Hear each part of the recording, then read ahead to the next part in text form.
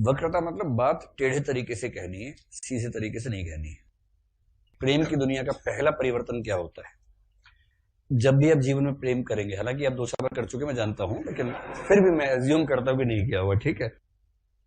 जब भी प्रेम करेंगे सबसे पहला काम क्या होता है? नायक नायिका नाम चेंज कर दे एक दूसरे का। वो औपचारिक नाम से काम ही नहीं चलता उनका। देखो ताली बजा रहा है। इसको लग रहा है कि अरे बाप रे बाप, पकड़ में आ गई बात तुम्हारी। और उसी अनुभूति में वाक्य आता है, सोना कितना सोना है। सोना सोने का नाम नहीं है, उसका नाम तो स्वर्णगुप्त जैसा कुछ रहा होगा, लेकिन उसका नाम हो गया सोना। ऐसे नायक नायिका का नाम रखेगा, तू मेरी झिंगुरी है। कुछ भी, तू मेरा झिंगुर है, तू मेरी झिंगुरी है, ऐसा कुछ नाम रखेगा। तू मेरा तोता है, तू मेरी तोती है, ऐसे कुछ ना कुछ नाम। ये जो नाम होते हैं ना, ऐसा नहीं कि औपचारिकता है। हाई इमोटिव स्टेट में आप औपचारिक नाम से काम चला ही नहीं सकते, आपको नाम बदलना ही पड़ेगा। नाम ऐसा इमोशनल टाइप का रखेंगे, तू मेरा चीकू है, तू मेरी कुछ कुछ है, तू मेरा ये है, तू मेरा वो है। इस तरह के नाम से ही काम चलता है। और ये नाम केवल नायक नायिका में नहीं होते।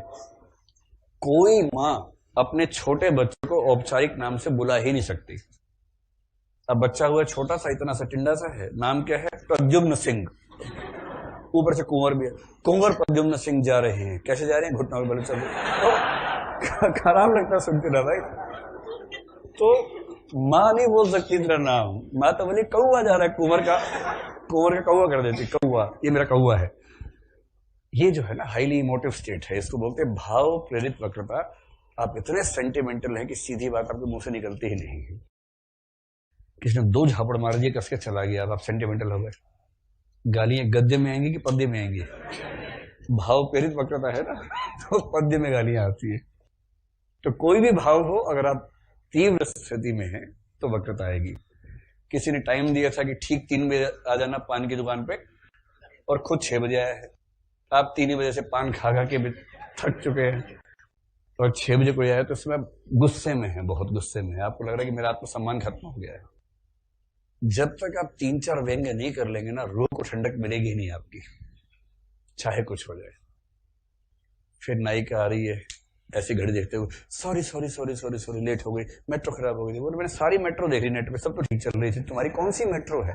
अलग रूट पे आती है क्या मेट्रो? सड़क पे आती है मेट्रो तुम्हारी?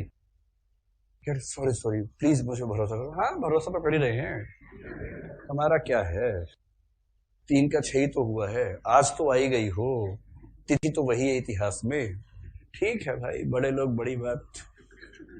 जब तक ये ऐसी 8-10 बातें फूकने वाले नहीं कर देगा ना, तब तक इसका जो अंदर का ज्वाला है वो शांत नहीं होगी। इसको बोलते उपालंब। उपालंब को देसी भाषा बोलते उलाहना। सुना है ना? सूरदास पे प्रश्न आया था यूपीएससी में, भ्रमर गीत सार हिंदी का सर्वश्रेष्ठ उपालंब काव्य है।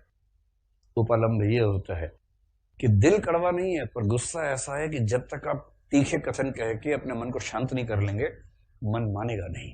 वो होता है उपालंब। बुद्धि प्रेरित वक्रता क्या है? जब आप इमोशनल हैं तो इमोशनल होके जब आप टेढ़ा कथन कहेंगे तो उसमें चमत्कार होगा, आनंद होगा, मजा आएगा, सौंदर्य होगा। इसलिए शुक्ल जी कहते हैं कि भाव प्रेरित वक्रता बहुत श्रेष्ठ होती है, अच्छी चीज है, होनी चाहिए। इससे कविता का सौंदर्य बढ़ता है और शानदार किस्म की रचनाएं इसी तरह से बनती है। जैसे भाव प्रेरित वक्रता का उदाहरण है सूरदास का भ्रमर गीत सार।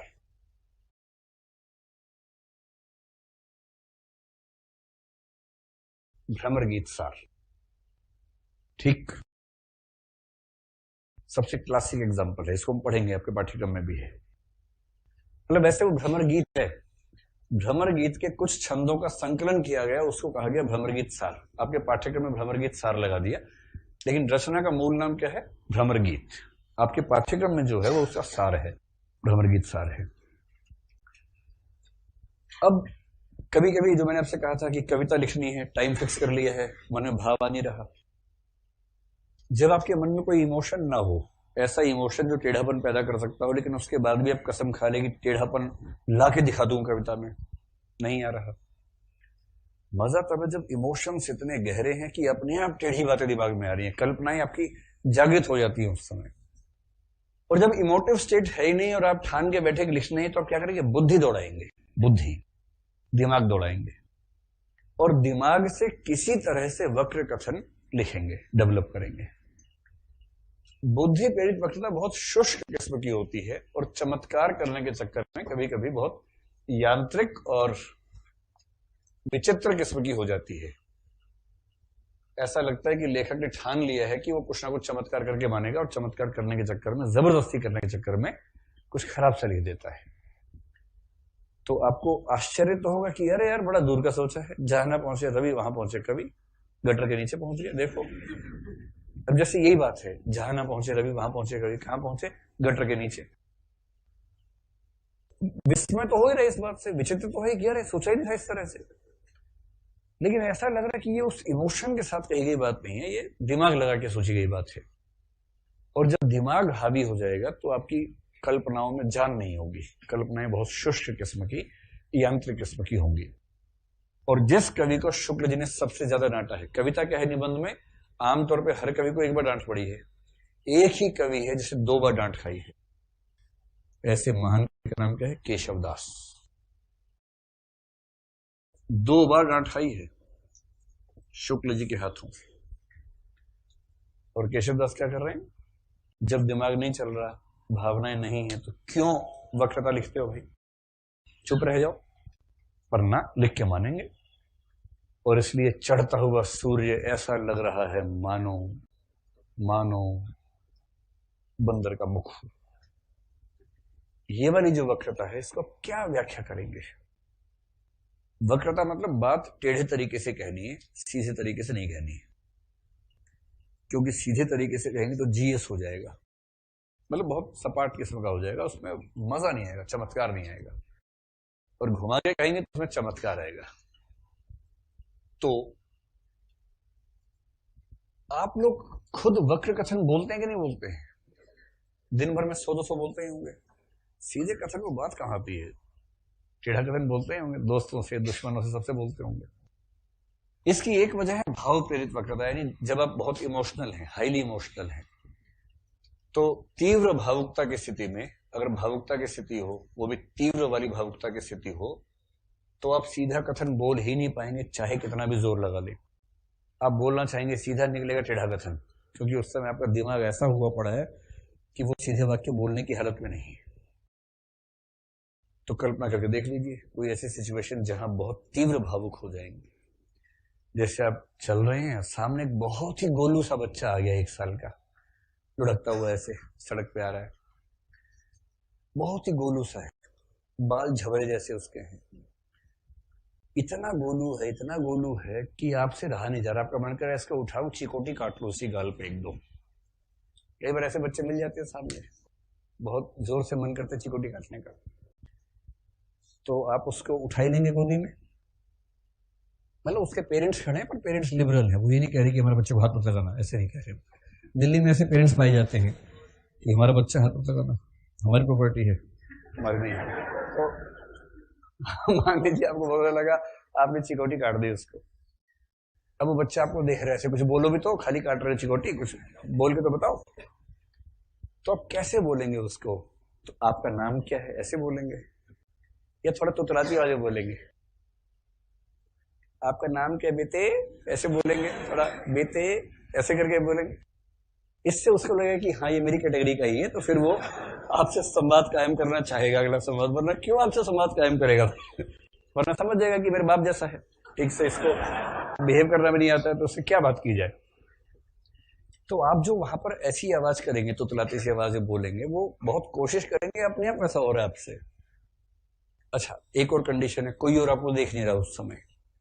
आप में से कई लोग इस दबाव में रहते हैं कि लोग क्या सोचेंगे मेरे बारे में, मैं तो तुतलाता हूँ, मैं तो आईएएस की तैयारी कर रहा हूँ, मैं तो बहुत मैच्योर हूँ, मैं बच्चों से ही मैच्योर बात करता हूँ, मैं इतना मूर्ख हूँ। तो इस दबाव में नहीं बोल पाते। लेकिन जब ये दबाव ना हो कि आसपास को देख रहे, तो आप क्या बोले तुतलाती आवाज में। तो तुतलाती आवाज में जब बोलेंगे तो बच्चा बड़ा खुश होगा, और आप एक्टिंग नहीं कर रहे, आप इमोशंस में ऐसे डूबे हैं कि आप अपने आप ऐसा बोल रहे हैं। जैसे किसी ने टाइम दिया था कि ठीक 3 बजे आ जाना पान की दुकान पे, और खुद 6 बजे आया है। आप 3 बजे से पान खा खा के भी थक चुके हैं और 6 बजे कोई आए तो उसमें गुस्से में है, बहुत गुस्से में है, आपको लग रहा है कि मेरा आत्मसम्मान खत्म हो गया है। जब तक आप 3-4 व्यंग्य नहीं कर लेंगे ना, रूह को ठंडक मिलेगी नहीं आपकी, चाहे कुछ हो जाए। फिर नायिका आ रही है, ऐसी घड़ी देखते हुए, sorry sorry sorry sorry sorry, late हो गई, मेट्रो खराब हो गई। बोले मैंने सारी मेट्रो देखी नेट पे, सब तो ठीक चल रही थी, तुम्हारी कौन सी मेट्रो है, अलग रूट पे आती है क्या मेट्रो, सड़क पे आती है मेट्रो तुम्हारी? यार सॉरी सॉरी, प्लीज मुझे भरोसा करो। हाँ भरोसा तो कर ही रहे हैं, हमारा क्या है, 3 का 6 तो हुआ है, आज तो आई गई हो, तिथि तो वही है इतिहास में। ठीक है भाई, बड़े लोग बड़ी बात। प्रयोगवाद में कवि ने लिखा, नायिका का चेहरा इतना गोल है मानो रेलगाड़ी का पहिया हो। क्या करें इस कवि का भाई, ऐसा जब कोई लिखने लगे तो आपको मतलब चमत्कार नहीं हो रहा, आपको आश्चर्य हो रहा है कि ये आदमी कवि बना कैसे, पहले ही चेक करो। और इसलिए बुद्धि प्रेरित वक्रता जब भी होगी, कविता का सौंदर्य और मिजाज खराब करेगी। भाव प्रेरित, हृदय प्रेरित वक्रता हमेशा कविता का स्तर बढ़ाएगी। ये दोनों शब्द ध्यान रहेंगे आप लोगों को। चलिए, कुंतक की